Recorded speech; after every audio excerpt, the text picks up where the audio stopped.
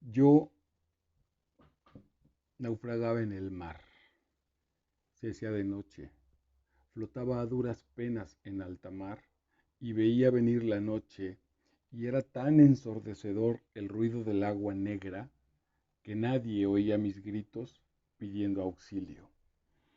Bienvenidos a Master Vidal en YouTube. Yo soy Marco Vidal y vamos a hacer, como es común en este canal, el análisis literario de alguna de las obras. Hoy abrimos con esta bellísima y poderosa, profunda obra que es Beber un cáliz del maestro Ricardo Garibay. Ya con la introducción ya te podrás imaginar por dónde nos vamos a mover en esta presentación de este texto el día de hoy. La finalidad de este canal es acompañarte cuando los textos son muy complicados. Intento yo descifrarlos a partir del proceso, del camino espiritual que pretendió el autor al manifestar su obra. Y cuando son tan claros como este, en realidad es una invitación a que vayas al texto y directamente lo abordes y en este caso, te regocijes con esta maravilla de prosa que tiene este maestrazo, Ricardo Garibay.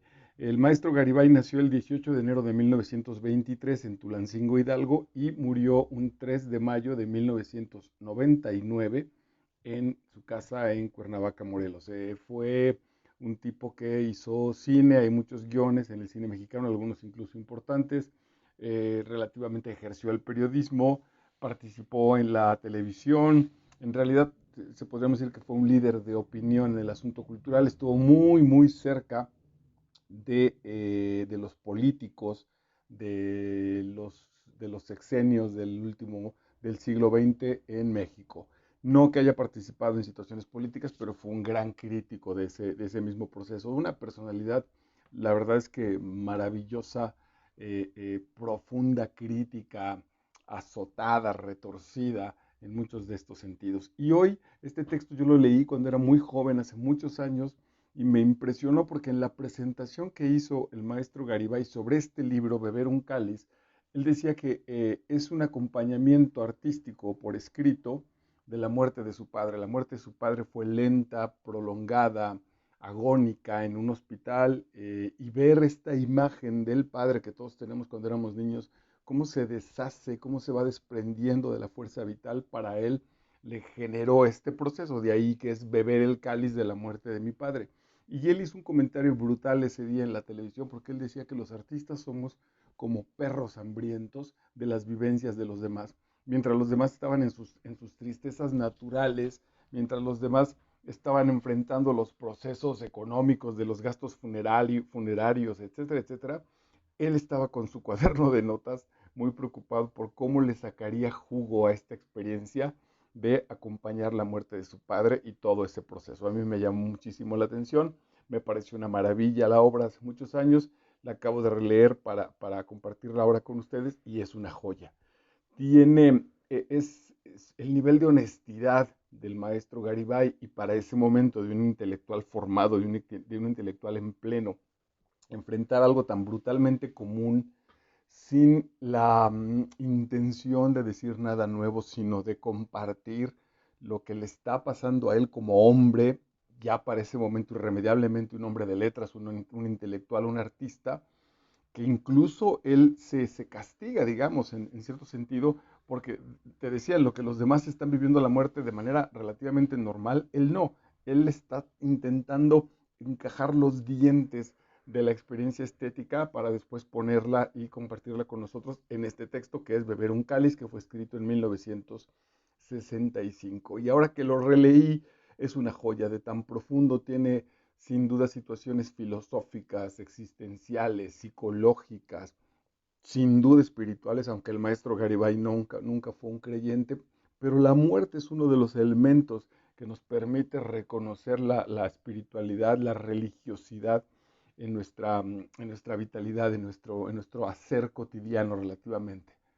Digo relativamente porque no sé si esto está diseñado por un plan divino, a menos de un asunto de un país, de una guerra, de un accidente brutal, etcétera. Afortunadamente, diría yo, las personas muy importantes para nosotros no son tantas en realidad, y entonces este proceso de verlos morir, de que se van yendo, puede ser el que va marcando esta situación de dolor. Bueno, pues ese clavado se tira Garibay y abre con esto que te acabo de leer. Se hacía de noche, yo naufragaba en el mar, todo esto es sin duda simbólico, flotaba a duras penas en alta mar y veía la noche, la sensación de la muerte de su padre, y era tan ensordecedor el ruido del agua negra, del dolor. El agua negra es el dolor brutal que está viviendo el autor, en este caso Garibay, pues, que nadie oía mis gritos pidiendo auxilio. La experiencia de la muerte para los que acompañan a la muerte, para los que seguimos vivos y acompañamos los procesos de la muerte, los que vamos viendo cómo los demás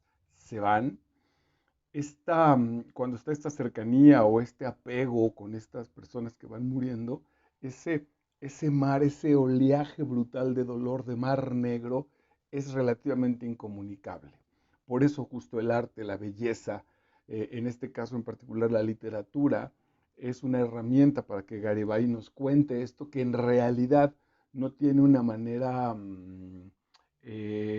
lógica, no tiene una manera sistemática de ser compartido, científica quizá, quise establecerlo de ser compartido. Son datos que aparecen, pero la vivencia y el dolor que va guardando cada uno de los que vamos atestiguando cómo los demás se están muriendo, es este mar, es este estar en esta profundidad oceánica de un mar negro que se vuelve incomunicable porque nadie oye mis gritos pidiendo auxilio. Nos deja que le veamos al papá cuando está en plena etapa de muerte. La residumbre frente al dolor, el querer sostenerse del padre, esa imagen frente al dolor brutal que lo sacude. La naturalidad en el dolor, la familiaridad más espléndida con el dolor. El dolor fue su patrimonio desde hace 35 años. Él hace esta revisión crítica a partir de lo que él siente y de lo que él ve y de lo que él piensa con respecto a una figura tan importante en la vida como es el padre. Y Garibay detecta que cuando menos desde hace 35 años, el mundo del padre viene del dolor.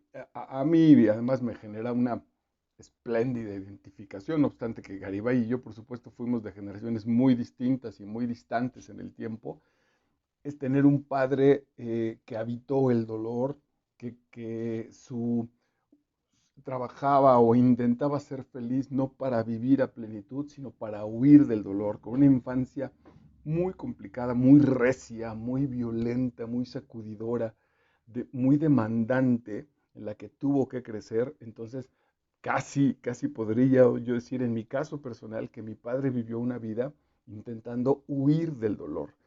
Tal fue así su túnel hacia la muerte viene con la enfermedad del Alzheimer. Quiso olvidar todo lo que fue complicado en su existencia. Como hijos eso fue muy sacudidor porque la presencia de 3 niños sanos, inocentes, alegres, etcétera, no fue suficiente para tener a ese hombre enternecido, para convertir a ese hombre. Quizás sí en muchos sentidos, pero en otros no, en otros su mundo venía a partir de eso, de la necesidad, de la lucha, del dolor, de la confrontación con una vida cruel, abusiva, injusta, etcétera, etcétera. Bueno, pues ese es el camino que el maestro Garibay ahora revisa, reelabora frente a la muerte a 2 metros que está carcomiendo el ser biológico de su propio padre. El regreso a la inocencia es doloroso. Esta frase es brutalmente filosófica, simbólica.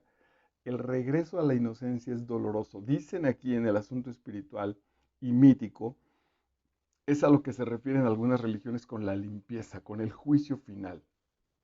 Estamos tan llenos ya de capas endurecidas. Aquí también tenemos el caballero de la armadura oxidada.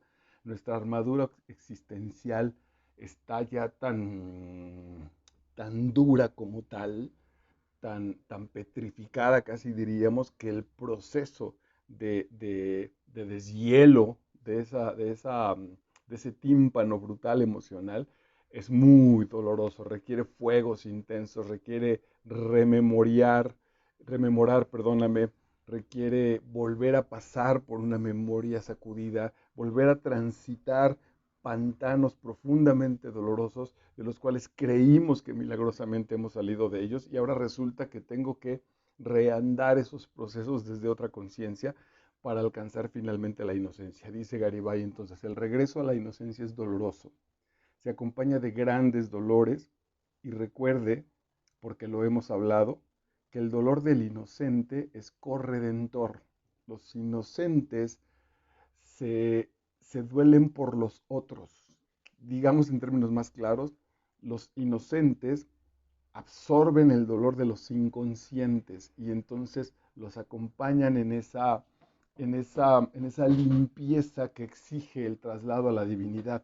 Cabe perfectamente aquí el asunto en la personalidad de Cristo. Cristo como tal, más allá un poco de la religión, en su inocencia, en su entrega amorosa absoluta que lo convierte en el inocente, en el cordero del mundo, es el que con toda conciencia asume el desconocimiento moral, ético, filosófico, espiritual de los demás y se come los pecados de los otros para purificarlos, para darles una redención y poder continuar en este andar, pues que ahí ya entra el asunto religioso.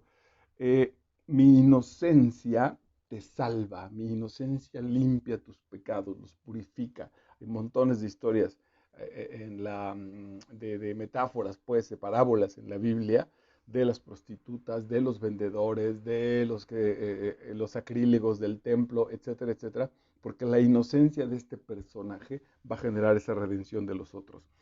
Esta, esta figura, ahora sí, cristiana o crística, o de Cristo histórico, se vuelve simbólica para cada uno de nosotros. Y entonces, ¿en dónde está nuestro Cristo, nuestra capacidad de inocencia que va a redimir todas mis equivocaciones, todos mis dolores, todos mis fracasos, frustraciones, enojos, violencias para mí y contra los otros? Esa inocencia es de la que está hablando. Y entonces él dice, recuerda que el dolor del inocente es corredentor y participa en la redención del género humano. El inocente, como el idiota de Dostoyevsky, pretenden regenerar el ser humano, se entregan por amor al ser humano, cosa que para los normales diríamos, pero ¿cómo puedes entregar tu vida por alguien que ni conoces? Quizá incluso alguien que te lastimó. Y ellos tienen el concepto mítico espiritual de que el ser humano, están hablando de todos los hombres, un hombre que sufre, por ese hombre que sufre estoy sufriendo yo y está sufriendo mi padre, más o menos sería ese asunto. Y entonces la novela, el camino de este beber un cáliz, esta historia espléndida, eh, es una maravilla, porque insisto, Garibay no es un hombre religioso, pero es un hombre inteligente, y es un hombre consciente, es un hombre que en su vida vio y que se alimentó de lo que vio y a partir de eso se expresó. Y entonces él entiende, quizá mucho mejor que muchos religiosos, el asunto cristiano, el asunto de esta inocencia que va a redimir el proceso, este brutal dolor. Un padre que justo por el hecho de colocarse la máscara de padre, por las responsabilidades sociales y brutales que eso conlleva, empieza a perder su esencia y la muerte vuelve a restablecer ese proceso. Increíble, bueno, bellísimo. Y concluye en esta cita Garibay diciendo, tal vez por eso cuesta tanto, tal vez por eso es tan doloroso, tal vez por eso es tan profundamente agotador. Siguiente, solo en realidad tomé 4. El texto es relativamente breve, pero de verdad es una joya de la literatura mexicana, que hay que participar de ella. Vida de inexorable curso es nuestra vida, de ingrato curso inexorable. Yo por mi propia contaminación de los textos que me gustan, seleccioné situaciones semipoéticas. El texto no es poesía, no es un texto poético, no juega demasiado, es relativamente claro. Como te lo digo, pues estoy acompañando la muerte de mi padre con mis notas y las reflexiones que eso me despierta. Pero Garibay tiene una pluma maravillosa. Y hay otra cosa importantísima, dice Eduardo Nicol, que la belleza del lenguaje se va potenciando a partir de lo que queremos transmitir. Para cosas relativamente simples es básico o entregar algunas situaciones. Aquí tengo un sobre de endulzante, tan tan, es un sobre de endulzante. y lo manifiesto y me entiendes así, y lo puedo jugar y relativamente embellecer. Pero cuando voy a hablarte de la muerte de mi padre, del amor que siento por mis hijos, de cosas importantes en la vida, el lenguaje casi en automático exige otro tipo de, de maneras de expresar, decía mi maestro Alberto Celaría con respecto al teatro y a las obras de Shakespeare, que la combinación del dolor y de la intensidad filosófica de lo que tenían que expresar, eso es lo que crea la belleza. La belleza no es una pintura que le agregamos, un barniz que le agregamos a ciertas cosas.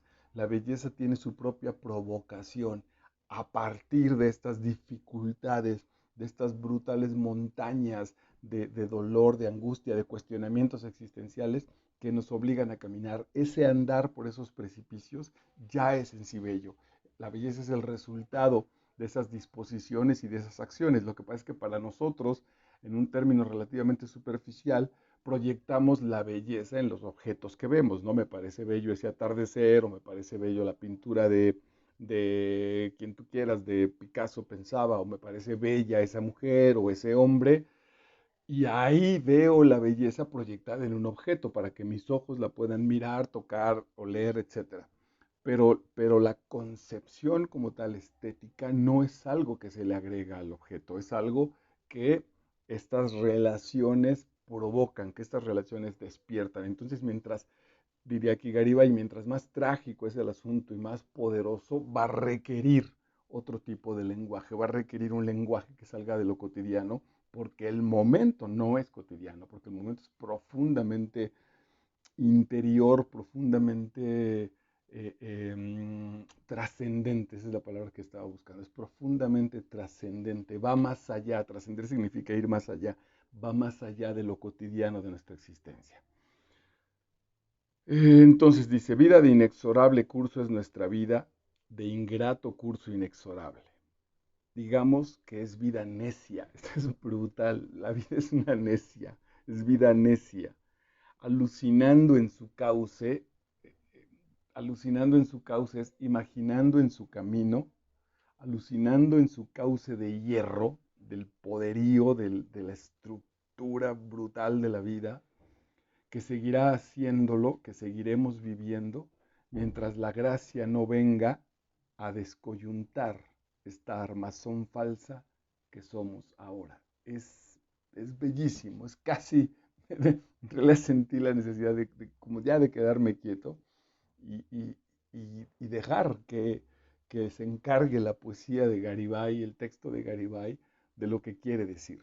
Lo voy a volver a leer completo esta frase. Vida de inexorable curso es nuestra vida, de ingrato curso inexorable.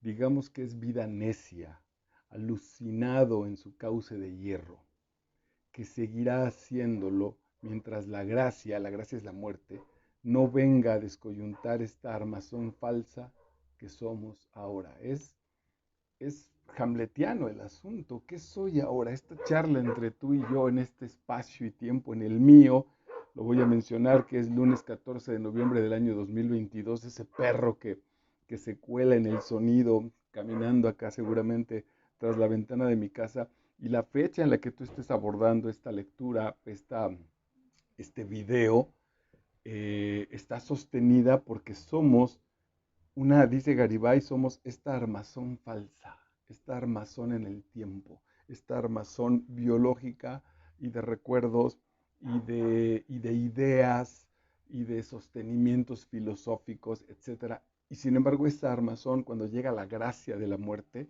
¡plum!, se deshace, se desarma en el proceso que Garibay atestigua con la muerte de su padre, tiene la brutal belleza de ser lento, de ser este desgarramiento día a día, hora tras hora, minuto tras minuto que el maestro Garibay acompañó a la muerte de su padre, y cómo la imagen del padre, no solo el cuerpo de ese viejo entregando la vida, ese viejo creyente entregado al dolor, sino también toda la imagen de un padre violento, de un padre recio, de un padre fuerte, de un padre guerrero, que en muchas de esas ocasiones tuvo que aplicar esa propia violencia hacia su familia, hacia sus cachorros, porque así estaba determinado por la naturaleza. Bueno, todos esos recuerdos de un padre violento, por ejemplo, de un padre rígido, como la vejez, la muerte, como esta gracia de la vida se encarga de deshacer esa armazón falsa que era mi padre. Un poco esa es la conclusión a la que Garibay llega mientras acompaña este proceso. Bellísimo. Y finalmente, directamente dice Garibay en su texto, tú, tú, escribo sobre ti, pero los otros te conocen mejor, te aman, te aman. El Cristo que amaste, atento a tu muerte, tu cuerpo, tú, tú, tú, tú, resucitado.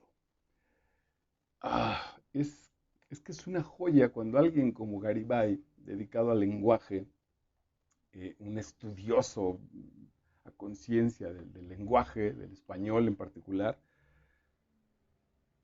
sin dar ya explicaciones, se siente impedido para describir la, la inmensa maravilla que es el otro, por lo tanto yo mismo también, que es lo que más abarca para que alguien me describa a mí o a ti que estás escuchándome, yo, dos letras en nuestro idioma.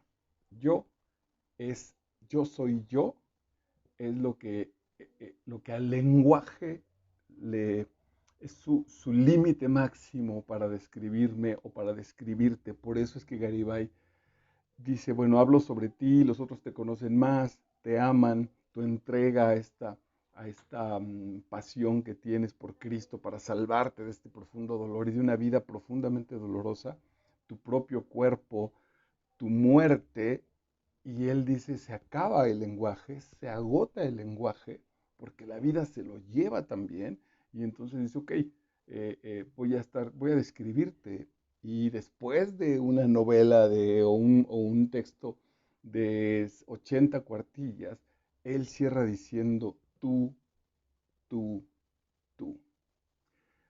Bellísimo, ¿no? Porque el propio lenguaje en su impotencia y en su entrega impotente de no poder abarcar más, resulta que lo consigue. Y se vuelve también filosófico y religioso. Decían algunos filósofos en la Edad Media de la modernidad de la filosofía que el hombre era un condenado, pero su entrega a esa condena, su entrega feliz, su entrega sacrificada, su entrega libre a esa condena, es lo que lo engrandece, es lo que maravillaba a los ángeles, por ejemplo, en la Edad Media, ¿no? Que los ángeles ya están con Dios y les sorprendía tanto que los hombres, sabiendo que la empresa es inútil, sabiendo que no hay trascendencia posible, viven la vida, abordan y andan ese camino que es vivir y que es existir. Bueno, pues nada, maravilloso. Entrale, por favor, al beber un cáliz. Y en general, creo yo, a la obra del maestro Ricardo Garibay. Hay muchos videos aquí en YouTube que los podrías ir revisando. Y a su obra literaria, que es fantástica, desde cosas relativamente sencillas y simples, como el diario que genera con un boxeador, un ex campeón del mundo, y su vida así simple y radical, a cosas como Beber un cáliz, o tiene ahí 3 o 4 novelas muy conocidas en el ámbito literario de lo mexicano que apuntan perfecto para este canal porque tienen todos los elementos de las convenciones literarias, son textos muy bien escritos, pero Garibay siempre fue también un preocupado por el mensaje, porque el mensaje pasara, no se adorna en ningún momento, nos acompaña como un padre sabio en las aventuras que nos va contando y también representa muchísimo nuestro México. Te vas a sentir profundamente identificado con las obras, dependiendo del nivel, etcétera, del maestro Ricardo Garibay. Soy Marco Vidal, estás en Master Vidal en YouTube y nos encontramos en la próxima entrega. Gracias.